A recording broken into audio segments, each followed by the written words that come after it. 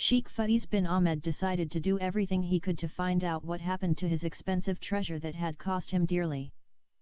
He was 100% certain that Rayhana Khan wanted to come to Saudi Arabia, since that was why she refused his money and asked him for a visa. He concluded that, the lying jinn of Iblis, Muhammad Khan, had stolen Rayhana's visas and tickets and sold them to the ugly woman that claimed to be his beloved maidservant. In Islam, jinn are genies that turn into black dogs and snakes, which the Prophet Muhammad hated, and Iblis is Satan the devil. Jinn are males and females and can fall in love and marry Muslim men and women and have children with them. Some of jinn in the Quran embraced Islam, Surah Al-Jinn 72, verses 1-6. Muhammad Khan worked with Sheikh Ahmed for many years in Jeddah as his private chauffeur. Sheikh Ahmed knew Muhammad was a greedy man.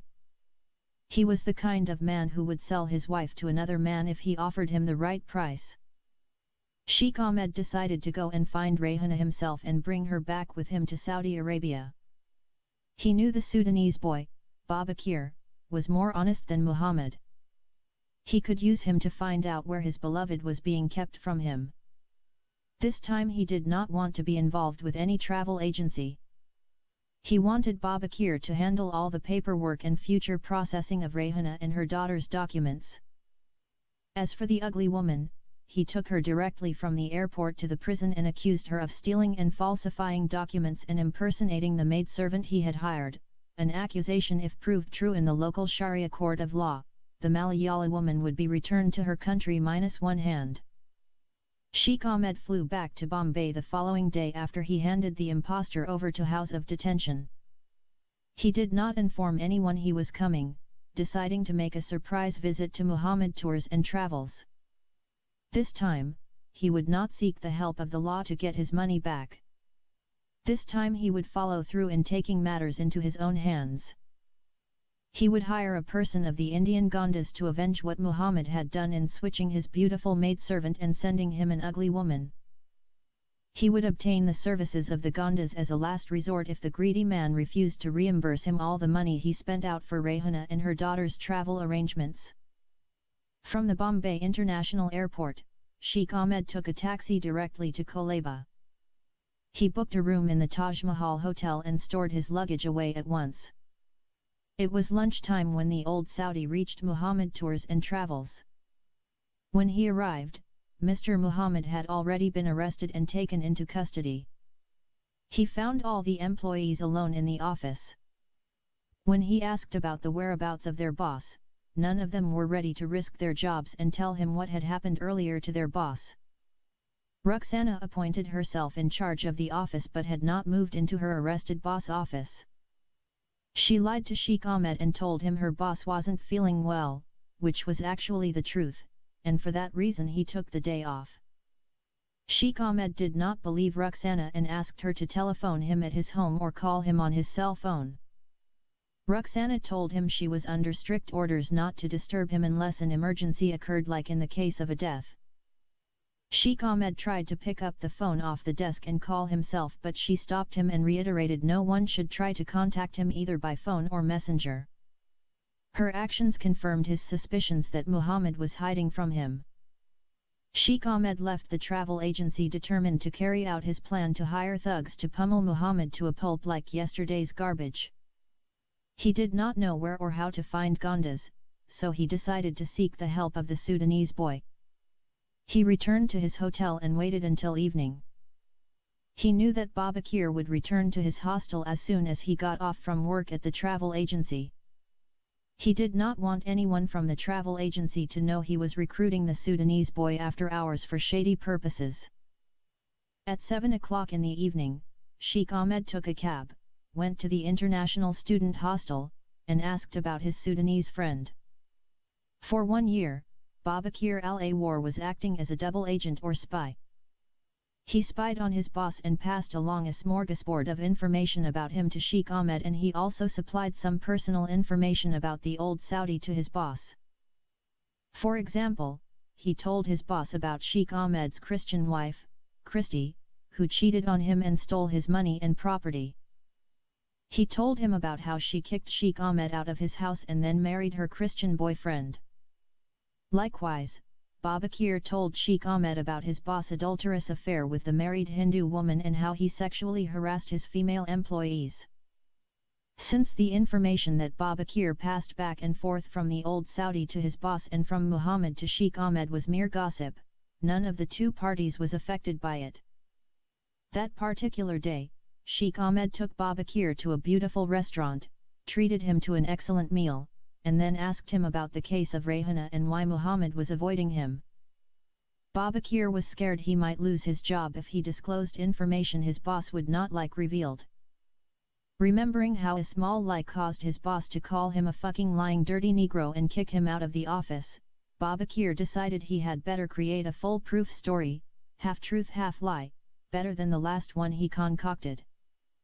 This new invention would be an even greater creation and harder to verify, and so the story began. Mr. Muhammad had truly processed the paperwork of the maidservant and her daughter, and Babakir was a witness to Rayhana picking up the visas, passports, tickets, and money. Mr. Muhammad was supposed to meet them at the airport and see them off. He did not go because his girlfriend or mistress from Bangalore showed up unexpectedly and requested he meet with her, which he then changed his plans about going to the airport. Babakir told the truth up unto this point, but now here is where the lies began. Muhammad sent Jamal Khan in his place instead. At this stage, the Sudanese boy threw in a rumor mill of saucy tidbits. Babakir told Sheikh Ahmed something was conveyed to him from his Indian girlfriend, Jamila, of which he wasn't sure whether what he heard was true or not.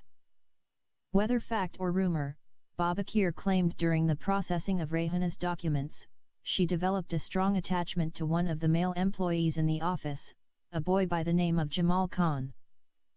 Jamila, his Indian girlfriend, swore by Allah that she saw the two of them sitting by the seashore hugging and kissing. The Sudanese boy did not want to tell Sheikh Ahmed he was the one who had actually witnessed Jamal and Rayhana kissing and hugging on the beach. He also did not tell him he was the one who reported these things to his girlfriend, Jamila, and that she was the one who passed the information on to the others. Now here Babakir was going to drop a bombshell, but he decided to be careful and put it in a way that his Saudi friend would not get a heart attack and have to be rushed to the hospital. That would cause Babakir to end up having to pay the bill for the expensive meal they had just eaten together. He told Sheikh Ahmed that the girls in the office were spreading false rumors that Jamal and Rayhana ran away together to another city. Adding another lie of his own imagination, he said Jamal and Rayhana quite possible had gotten married and settled down somewhere in India. When Babakir finished his half-truth, half-false story, Sheikh Ahmed's heart stopped for a few seconds. He stared at Babakir as though he was seeing an apparition, and his body became cold and his hands began to shake. When he tried to speak, his voice failed him. He was all choked up from being half sad and half angry. His emotions betrayed him and he could not control the tears dripping down into the palm of his hands, having lost another opportunity at love. Babakir was astonished when he saw the old geezer weeping. He did not know how much Sheikh Ahmed really cared for Rayhana. He wondered what he should do as he felt the old man grab hold of his hand and pull him close. Then, Sheikh Ahmed said to him in a very angry voice, "This time I have decided not to seek the help of the law to get my woman back. I know the right people who can bring Rayhana to me in less than a week. Babakir, I want you to help me to find my woman. I want you to show me where I can find the Gondas." "Gondas!" shouted Babakir while trying to free his hand from the firm grip of the old man. "Yes, Babakir," said Sheikh Ahmed, "only the Gondas can do this kind of work. The police are corrupt and the law is helpless. You know how I was humiliated when I lost my home and my property to Christy, the Christian woman I took as a wife. She took advantage of me when everything I had to give I gave to her gladly. What did the law do for me? While I was fighting in the court for over a year to get due process from the law, she was getting fucked day and night by that uncircumcised infidel dog, Bobby. But Gondas are dangerous criminals. They kill people," cried Babakir. "They don't kill those who are paying them, do they? I am not going to ask them to kill anyone. I just want them to get my woman back to me. If they kill anyone who tries to deter them from bringing my woman to me, I don't care. I just want my Rayhana found and unharmed and safely brought to me. Babakir al-Awar now regretted feeding the old man lies. He wished in his heart instead of one blind eye, his tongue had been cut too. But it was too late. He decided to try and convince Sheikh Ahmed to forget about the Gondas. No matter how much Babakir tried, he couldn't convince the angry man to leave this idea alone. Finally, he gave up and decided to help him find some Gondas to aid him in his dirty work. Babakir happened to know some Gondas in Vakola area.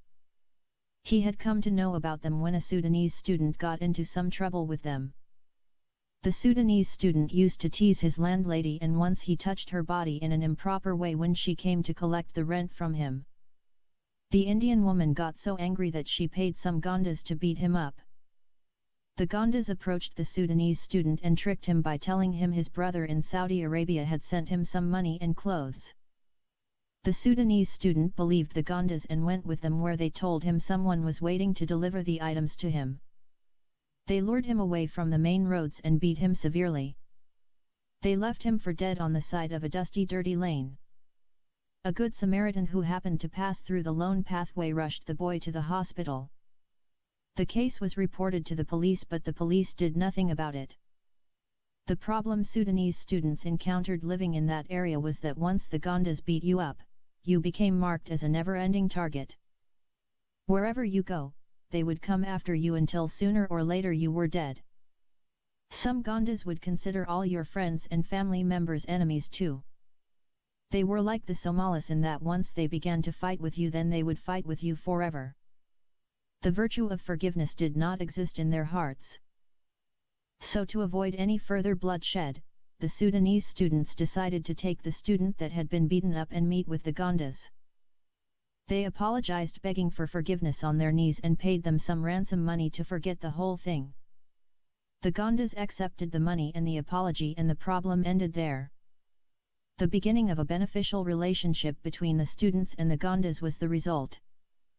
Babakir happened to be among those students who went and sought forgiveness from the Gondas. After that, whenever any Sudanese student had trouble with anyone, his Sudanese friends would go to the Gondas gang of thugs and pay them a sum of money and ask them to get rid of the problem. Whether the problem had to do with the law or a woman or with the devil himself, the Gondas were sure to settle the score. Babakir was at a loss as to what to do when he saw the old Saudi in tears and getting angrier by the minute. He felt obligated because his lies were the key that started the wheels in motion, and now he was in the driver's seat headed down the path of no return. He would be the main operator of this dangerous vehicle once he decided to assist the revenger of broken hearts. Babakir remembered the Vakola Gondas. He told Sheikh Ahmed he knew some Gondas and took him to them. The Saudi man was prepared to pay the Gondas whatever they asked for if they could get him his woman back. He told them also to find Muhammad Khan and hammer the shit out of him until he paid back the money he stole.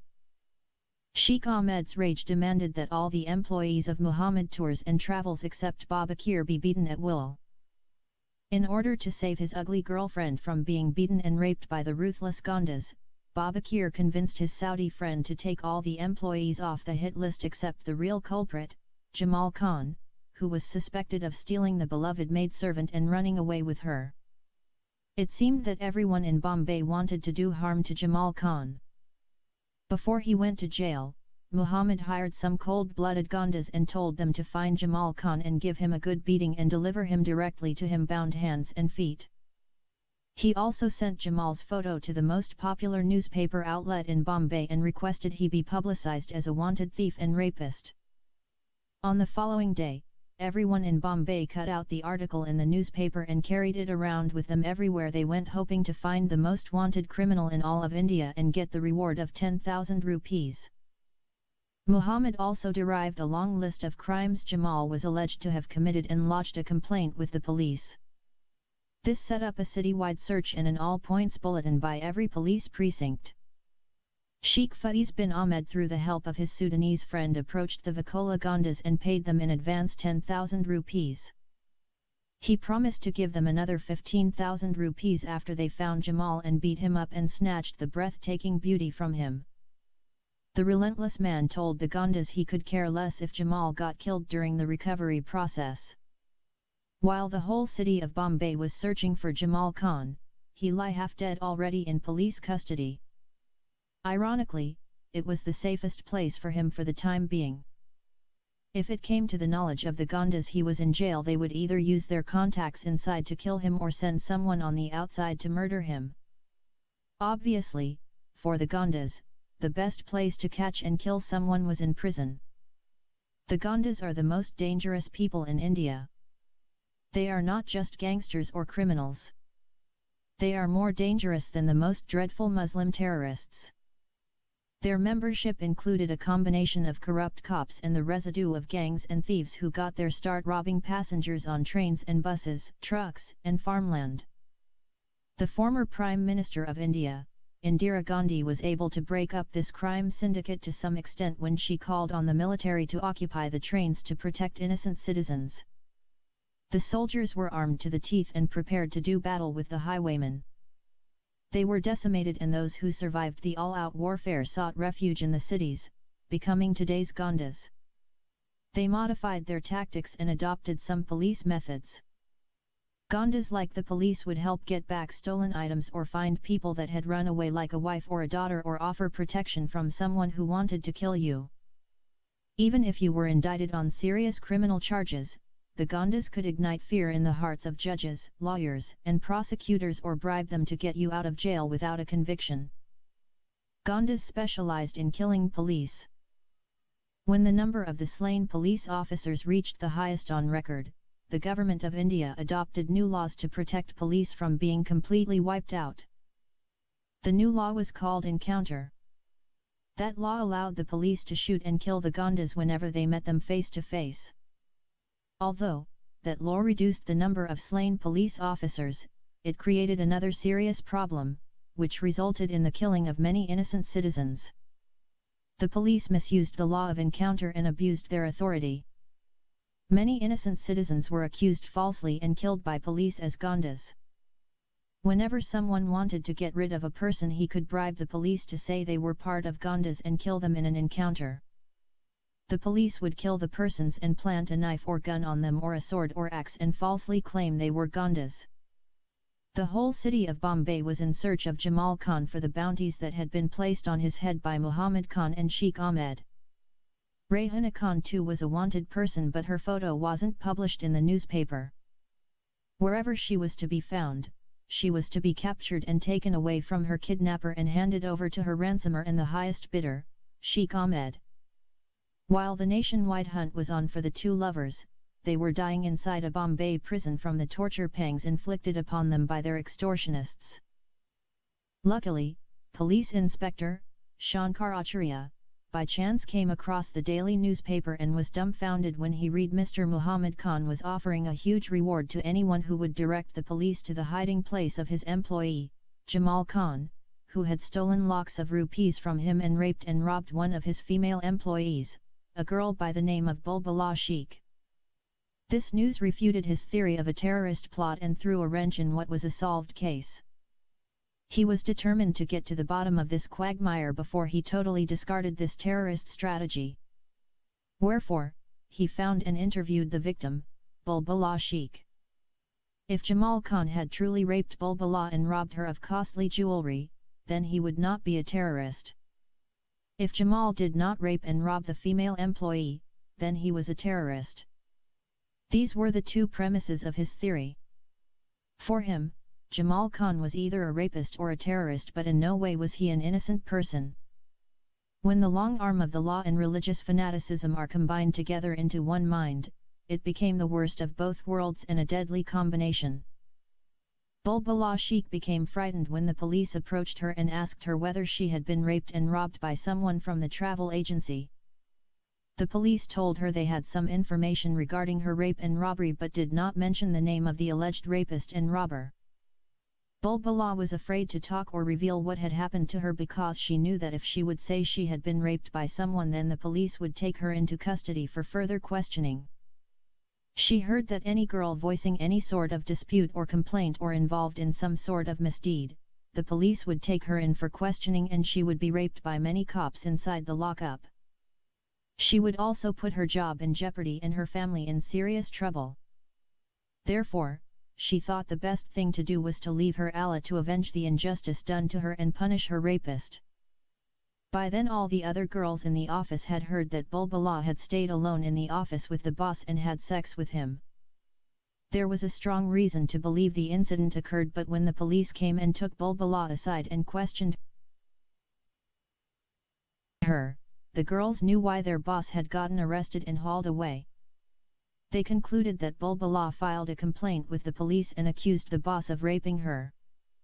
But they were puzzled with one question: why would Bulbula keep coming to work every day after she complained of the boss raping her and then sending him to jail? The answer to this question was quite clear, and the answer to the police inspector's questions was just as crystal clear. After Bulbula denied the information reported in the newspapers, the inspector's assumptions of a terrorist plot solved the mystery of the fake rape and robbery. He concluded this cock and bull story was created by none other than the diabolical genius of a homegrown terrorist, Muhammad Khan. When Muhammad came to know the police had foiled the terrorist plot and arrested Rayhana Khan and his employee, Jamal Khan, he orchestrated this bogus rape and robbery story in order to refute the confessions of his accomplices to relieve himself of any involvement. As soon as the police inspector Shankar Acharya connected all the dots and crossed all his T's in these carefully conceived deliberations, he decided to announce these new developments to the public and involve the media. The next day the photos of Muhammad Khan, Rayhana Khan and Jamal Khan were in the front page of every newspaper in Bombay City. This sensational news story included many other details connecting the suspects with other international and notorious terrorist groups such as Al-Qaeda, the Islamic Caliphate, also known as ISIS, Boko Haram, Al-Shabaab, Lashkar-e-Taiba, the Taliban, and even Pakistan's ISI, Inter-Services Intelligence, was hinted at as being involved in the female suicide bomb plot that was targeting an Air India flight. Ruxana was the one who read the morning newspaper first and showed the disturbing news to the other employees. None of the 8 employees believed these trumped-up charges. All of them knew Jamal Khan was a peace-loving and law-abiding young man. Although he was a Muslim, he wasn't very religious. He smoked cigarettes and had a girlfriend. He hugged and kissed her openly in public. In the same way, Rayhana Khan was a Muslim woman living in the slums but wasn't all that religious either. She had no problem being hugged and kissed out in public, and if she had the chance she wouldn't hesitate to make out with her lover. She had never dressed up in a burqa or a hijab.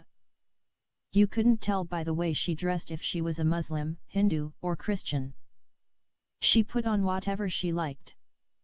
One day she came to the travel agency in a Punjabi dress, and on another day, she would be wearing a sari. Likewise, the boss made himself out to be a devout Muslim, and yet he was a notorious womanizer. He harassed all his female employees in one way or another. He also had a Hindu mistress, another man's wife, with which he convoluted with her on many occasions in her room at the Oberoi Hotel. He was entirely bad, evil, and corrupt. He was rotten to the core. He was also a cheater and a thief, always overcharging his customers, and he deceived his Arab clients.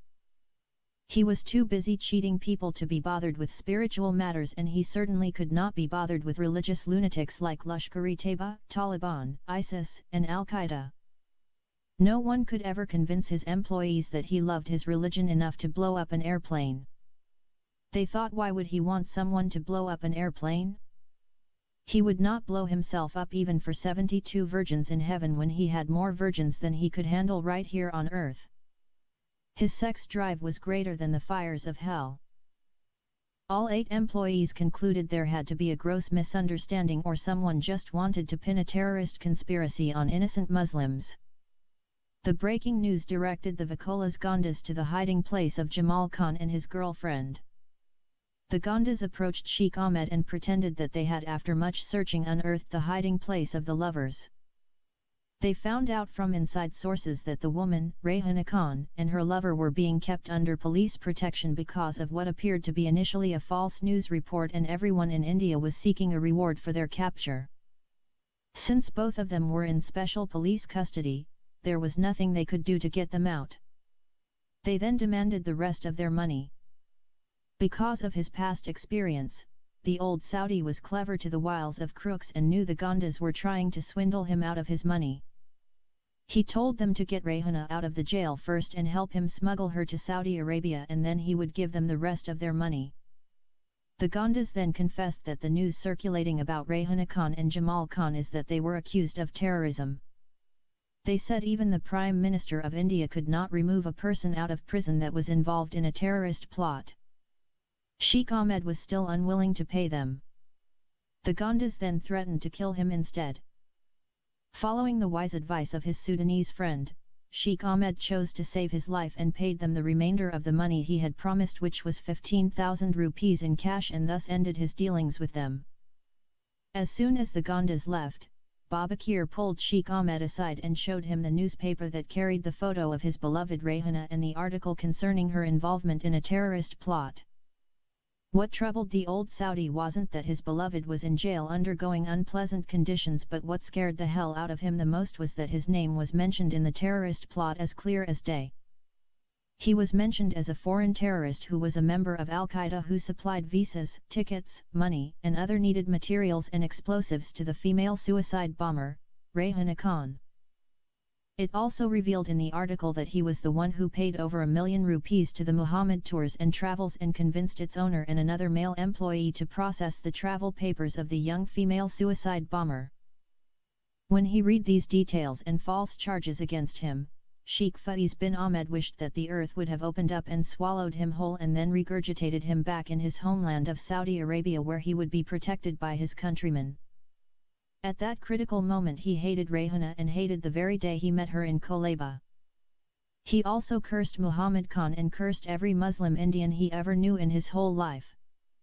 He asked Babakir, how could those accursed Muslim beggars and uncircumcised Hindu idolaters ever dare to involve me in such a dangerous crime? After he had overcome his anger, shock, and disbelief, Sheikh Ahmed began to solicit his Sudanese friend and lean upon him even more than before. He asked him how could he escape out of this dangerous trap that had been set for him by the schemes of criminals and the Indian police. Babakir told him the only way possible out of this was to approach the police and tell them that he was innocent and had nothing to do with the plot. That was the last thing the petrified old Saudi was prepared to do. He knew that to go to these corrupt lawmen and plead not guilty would be setting himself up for endless torture, only to be falsely accused and hanged as a terrorist. When Babakir understood that the frightened old man wasn't willing to go to the police, he advised him to make his escape out of India through the Pakistani border. Sheikh Ahmed left the hotel without checking out and rented a car. He told Babakir that he would give him $500,000 rupees if he would accompany him on his trip from India to the Pakistani border and help him reach his destination safely. Babakir told him he could not risk going on such a dangerous trip and put himself in jeopardy unless he gave him 10 million rupees. I just can't take such a high-risk trip like that with someone like you who is wanted all over India. This decision of Babakir terminated the beneficial friendship between the once good friends. When Babakir rejected the offer and left, Sheikh Ahmed found a Muslim Indian and bribed him. He convinced the man to help him to rent a car and be his chauffeur because he said, I want to tour your magnificent country of India. He said that his final destination would be Kashmir. Kashmir is the disputed region between India and Pakistan. There are more Muslim terrorists in number in that region than all the Muslim terrorists in the Middle East and North Africa. More than half of the 2,582,258 Indian soldiers are deployed in that region to protect it from being captured by the Pakistani Muslim terrorists. Sheikh Faiz bin Ahmed's escape to Pakistan was carefully thought out, but he would have been better to do as Babakir suggested and contacted the police to explain his dilemma and throw himself on the mercy of the court. Before he could make a clean getaway out of the city, it did not take long for him to be arrested by Bombay police. On the same day, he planned to flee. Bombay investigations became aware through airport authorities that he had arrived recently from the Kingdom of Saudi Arabia. A further investigation revealed that he was booked at the Taj Mahal Hotel. While Police Inspector Shankar Acharya and his men raided his room at the hotel, the sheikh was with the Sudanese boy in a restaurant somewhere in Kolaba. The police kept undercover police officers stationed at the hotel and maintained a citywide vigil for this threat to the security of India. The hotel also supplied the police with a copy of his passport, which contained his photo. The photo and the passport information were displayed throughout the city on billboards and shown on all local TV channels. Even the radio stations announced the warrant for his arrest. The same person who leased him the car turned him into police. It did not take the police more than a couple of hours to find the rental car, and Sheikh Ahmed was arrested along with his Indian driver and thrown in a prison cell, beaten up and tortured.